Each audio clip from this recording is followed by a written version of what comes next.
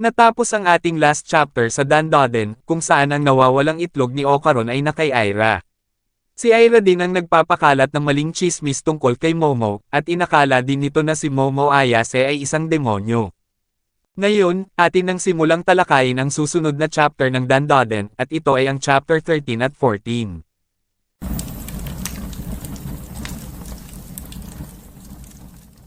Nagsimula ang chapter, kung saan nagkaroon ng flashback kung paano napunta kay Aira ang itlog ni Ocaron. Ito ay naglalakad sa kalsada ng mag-isa, at biglang nahulog at tumama sa kanyang ulo ang nawawalang itlog. Nang tinignan ni Aira kung ano ang bagay na tumama sa kanya, ay inakala niya na ito ay isang gintong marble at kinuha niya ito. Nang saktong mahawakan na niya ang bola, ay biglang dumaan ang tren ng napakabilis at may nahuhulog na parang abo, na ikinagulat ni Aira at naging dahilan upang mabitawan niya ang bola. Muli naman niyang kinuha ito, at nang makalayo na ang tren ay inilagay niya ito sa bulsa ng kanyang damit. Ibinalik na ang scene sa kasalukuyan, kung saan tinawag si Aira ng kanyang mga kasamahan, dahil nakuha na nila ang pinapakuha niya. Sinabi ng kanyang mga kaibigan, na nakuha na namin ang mga bagay na gusto mo. Ngunit ingatan mo ang mga ito, dahil hiniram lang namin iyan. Sinambit ni Aira, na mukhang kumpleto na sa wakas ang aking kagamitan, ang rosaryo na ito ay medyo amoy mantika, sigurado ka bang totoo ito? Ang mga pinakuha ni Aira ay rosaryo, at isang Biblia. Sinaad ng kanyang kaibigan, na paano ko naman malalaman yan? Sabihin mo, talagang itutuloy mo ba ito? Sinabi ni Aira, na syempre oo. Ako ang pinili, pagkatapos ng lahat, ako ay isang napakagandang dilag, kaya ako ang dapat magligtas ng mundo. Sinambit ng kanyang kaklase, na alam mo Aira, pinagkakatiwalaan ka namin, dahil magkaibigan tayo. Ngunit ang mga kilos mo kamakailan, ay kakaiba. Kahit sa ginagawa mong pagpupumilit ngayon, alam ko na may mali talaga. May bigla naman itong nakitang kakaiba at sinabi, na teka, ano ang meron doon? May isang babae ang nakasuot na pulang dress. Hindi naman makita ng kanyang mga kaibigan ang tinuturo nito, habang sinabi ni Aira sa kanyang isipan, na imposible. Maaaring alagad niya ito, at ang ibig sabihin lang nito ay binabantayan niya ang mga kilos namin. Bigla naman itong umupo at sinabi sa kanyang mga kaibigan, na yumuko kayo at magtago, kayong dalawa. Kung hindi, makikita tayo ng kanyang alagad. May dalawang lalaki ang nakakita kay Aira na nagtatago at sinambit, na anong ginagawa mo, Shiratori-san? Ang apelido pala ni Aira ay Shiratori, habang agad naman itong tumayo, nagpakyut at sinabi, na medyo umiinit na, at ang lamig ng pader kaya gusto ko lang sumandal. Inisar ng dalawang lalaki si Aira at sinabi, na mukhang lutang ka, Shiratori-san. Sinambit ni Aira na pinagpapalo ng mahina ang mga lalaki, na hindi yan totoo. Kahit na lagi na lang akong nasasabihan ng ganyan. Bigla naman niyang sinenyasan ang kanyang mga kaibigan, na kikilos tayo pagkatapos ng klase, at huwag na huwag niyong sasabihin ito kanino man, habang wala nang nagawa ang kanyang mga kaibigan, at sumang-ayon na lamang sila. Inilipat naman ang scene, kung saan magkasama sina Momo, Turbocat at Ocaron. Sinabi ni Momo kay Ocaron, na hoy, tignan mo ako, habang kinakabahan naman si Ocaron at sinabi, na binabantayan ko si Turbo Granny para siguraduhin hindi siya makatakas. Sinaad ni Turbocat habang kumakain ito, na hindi mo ako kayang pigilan. Tinanong ni Momo ang pusa, na ano ang ginagawa mo sa aming paaralan, Granny? Sinambit ni Turbocat, na bakit naman kita sasagutin ha, habang sinabi ni Momo, na dahil natalo ka sa akin. Labis na nainis si Turbocat kay Momo at sinabi, na iyan ay mga salitang nakakapagpataas ng dugo, ikaw na bastos. Habang inaawat ni Ocaron ang matanda, sinabi nito, na sinabi ni Turbo Granny na may nakita siyang kakaibang babae, bakit hindi natin pag-usapan iyon? Sinabi ng Turbocat, na oo, huwag mong isipin na nandito lang ako para magpalamig. Ginagawa ko ang bahagi ko para hanapin ang kanyang mga itlog. Sinambit ni Momo, na ano? Bakit naman mapupunta ito sa paaralan, henyo? Muli namang nainis si Turbocat kay Momo at sinaad, na ikaw na walang hiyakang malandi ka. Sinabi ni Ocaron, na mayroon siyang makatwirang dahilan, hindi natin ito napansin noon, pero posible na isang tao ang kumuha ng bola, at hindi isang yokai. Sinambit ni Turbocat, na sa labas, para lang itong magandang gintong bola, walang dahilan kung bakit may kukuha nito, tao man o espiritu. Pero kung sakaling tao nga ang kumuha nito, maaari nilang magising ang mga espiritual na kapangyarihan, at magkaroon ng kakayahang makita ang mga espiritu. At kung makikita nila ang mga espiritu, ibig sabihin, ang mga espiritu ay titingin din sa kanila, at nalalagay sila sa panganib na atakihin sila. Sinabi ni Momo na dahil dyan ay talagang nasa seryosong problema tayo. Bakit hindi mo sinabi ito kanina? At sino yung kakaibang babae? Pinulot naman ni Turbocat ang nahulog niyang pagkain, upang kainin ito habang sinasabi, na hindi ko alam ang pangalan niya, pero ituturo ko siya pagkatapos ng inyong klase. Ibinalik ang SIM kay Shiratori, kung saan nag-aaral ito habang sinasabi niya sa kanyang isipan, na si Momo Ayase, gaano kaya siya kalakas. Matatalo ko kaya siya gamit lang ang rosaryo at Biblia na pinakuha ko. Bukod pa rito, ay may alagad din siya. Makakaya ko kaya silang harapin ng sabay. Bigla naman itong napatayo at nagtungo sa bintana, habang hawak-hawak niya ang gintong bola sa kanyang bulsa. Sinabi nito sa kanyang sarili, na papalapit na siya. Ang babaeng may pulang damit ay lumalapit dito. Makalipas ang ilang oras ay natapos na ang kani-kanilang klase. Agad namang nagkita sina Momo at Ocaron, upang ipagpatuloy na ang kanilang paghahanap sa kanyang nawawalang itlog. Tinanong ni Momo kung nasaan ang matanda, habang sinabi ni Ocaron na ito ay nasa kanyang backpack. May bigla namang tumawag kay Momo, at ito ay si Shiratori. Sinabi nito na mag-usap tayo, na tayong lang dalawa, habang sinabi ni Momo na ano. Busy ako. Yumuko si Shiratori at sinabi na hindi ito magtatagal, pakiusap. Napagtanto naman ni Momo na siya ang babae na hinulugan niya ng batya sa ulo, at sinabi na nalaman ba niya na ako ang dahilan doon. Mukhang kailangan ko siyang pagbigyan, at kung hindi ay baka lumala lang ang sitwasyon. Sumama na si Momo kay Shiratori, habang sinabihan niya si Ocaron na mauna ka na sa paghahanap, at sasamahan na lang kita pagkatapos. Sumang-ayon naman si Ocaron kay Momo, habang sinabi nito sa kanyang sarili, na paano ko ito hahanapin ng mag-isa.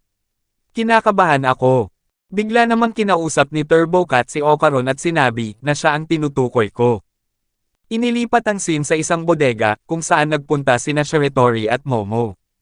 Sinabi ni Momo na bakit mo pa kailangang dalhin ako sa lugar na ito, upang makipag-usap lang. Bigla namang lumitaw ang dalawang kaibigan ni Shiratori sa likuran ni Momo, upang itali ang kanyang mga kamay sa kanyang likod, at inihiga nila siya sa sahig. Dahil sa bilis ng pangyayari ay wala nang nagawa si Momo, habang agad namang sinakihan ni Shiratori si Momo sa kanyang likuran, at inilapat ang rosaryo sa kanyang mukha, habang hawak-hawak niya ang Biblia. Sinabi ni Shiratori na mamatay ka, demonyo, habang sinambit ni Momo na nakakadiri. Ang baho niyan. Anong klaseng bagay yan? Patuloy naman sa pag-orasyon si Shiratori at sinabi na bumalik ka sa iyong mundo sa isang iglap, demonyo. Pilit namang sinusubukan ni Momo na makawala, habang sinabihan ni Aira ang kanyang mga kaibigan, na itali niyo ang mga binti niya, pigilin niyo siya sa pagkilos. Nasasaktan si Momo sa mga ginagawa nila sa kanya, kaya ginamit na niya ang kanyang psychic power, upang ilayo ang mga kaibigan ni Aira sa kanyang likuran, habang nakita ni Shiratori ang kapangyarihan ni Momo at sinambit, na ayan na ang kanyang mga demon wings. Ang rosaryo ay hindi gumagana, kaya ito na lang ang gagawin ko. Inilapat ni Shiratori ang gintong bola sa mukha ni Momo, sa pag-aakala na gagana ito sa kanya. Sinabi din nito, na ito ang gintong bola na ipinadala ng langit. Napagtanto naman ni Momo na ito ang bagay na kanilang hinahanap at sinabi, na sa lahat ng tao ay sa inyo pa yan napunta. Sinambit ni Shiratori, na alam mo pala ang bagay na ito, ano? Hindi ko ito ibibigay sa'yo, ito ang sagradong bola, at ipinagkaloob ito sa akin upang iligtas ko ang mundo sa kapahamakan. Sinaad ni Momo na hindi yan sagradong bola. Yan ang itlog ni Ocaron. Kaya ibalik mo na yan sa amin. Sinabi ni Shiratori na paano mo nagagawang sabihin yan sa banal na bola. Ikaw na masamang tao. Sinambit ni Momo na baliw ka ba? Huwag kang magpasalamat na nakuha mo ang pag-aari ng iba. Bigla namang dumating si Ocaron at sinabi na nandito ka lang pala, Ayase-san, habang sinaad ni Momo na sakto ang pagdating mo, Ocaron. Itong babae na ito, ay nasa kanya ang itlog mo. Siya ang kakaibang babae. Nagulat naman si Shiratori dahil akala nito na si Ocaron ay kanyang alagad. Habang papalapit si Okaron ay sinigaw nito na mali ka ng inaakala. Hindi siya ang misteryosong babae. Ang hinahanap natin ay tina-target siya. Sa isang iglap ay lumabas ang babaeng nakita ni Shiratori na may suot na pulang damit at sinabi na sa wakas ay nakuha na kita Aira. Hindi mo alam kung gaano ako naghintay ng matagal para lang makita mo ako. Bigla namang nagkaroon ng maikling flashback kung saan bata pa si Shiratori at tinatawag niya ang babae na naka-red dress na mommy. Pagkatapos nito ay ibinalik na ang scene sa kasalukuyan, kung saan buhat-buhat ng babaeng naka-red dress si Shiratori, at inakala nito na alagad din siya ni Momo. Habang nakatali naman si Momo, ay sinabihan niya si Okaron na gamitin na ang kanyang kapangyarihan at harapin ang kanilang kalaban. Inalis ni Okaron ang kanyang mga sapatos at medyas, at agad na nagtungo sa kanilang kaaway habang nagpapalit na ito ng anyo. Nang tuluyan ng makapag-transform si Okaron, ay mabilis niyang inatake ang babaeng nakadress upang kunin si Shiratori, ngunit napansin niya ito at nagawa niyang maiwasan si Okaron. Labis namang nena si Okaron sa nangyari, habang sinabi ng kanilang kalaban, na natakot mo ako. Nais mo pang hawakan gamit ang iyong maruruming kamay ang Aira ko. Nagbago naman ang ugali ni Okaron at sinabi, na hindi ko ito gusto. Gusto ko nang umuwi. Inakala ni Shiratori na isa ding demonyo si Okaron, habang sinusubukan pa ding kunin ni Okaron si Aira at sinabi, na ang ganitong pagkilos ay nakakahingal. Madali namang naiiwasan ng kanilang kalaban si Okaron habang sinasabi nito, na hindi kita hahayaang makuha si Aira. Bigla namang kinain si Okaron ng kanilang kalaban, na ikinabahala ni Momo, at ginamit ang kanyang psychic power at sinabi, na tigilan mo ang paglamon sa kanya.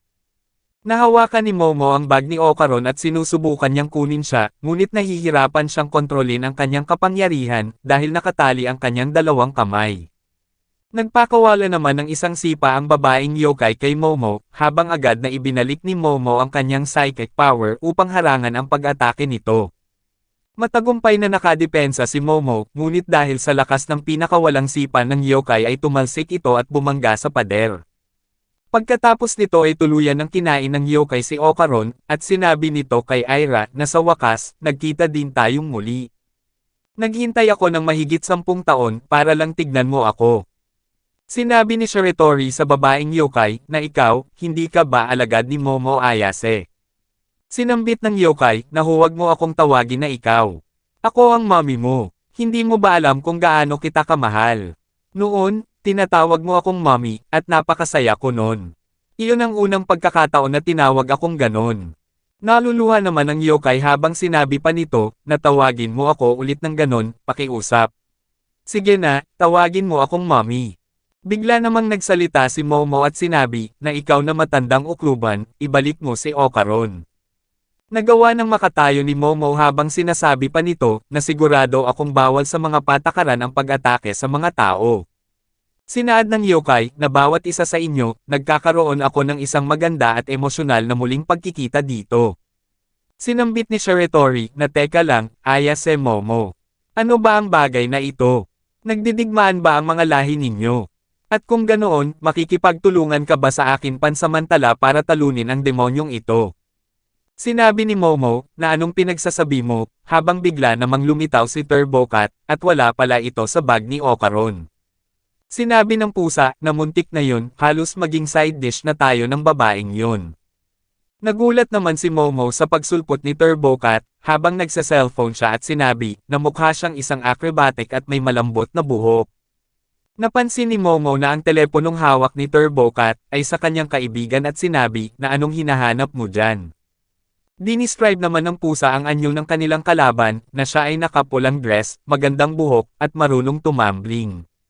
Sinabi ni Momo, na siya ay isang yokai, at bakit hindi mo alam kung ano ito, habang sinabi ni Turbocat, na wala akong pakialam sa tulad niyang third-rate na baguhan. Sinambit naman ni Shiratori sa yokai, na ako ang the chosen one, dahil napakaganda ko.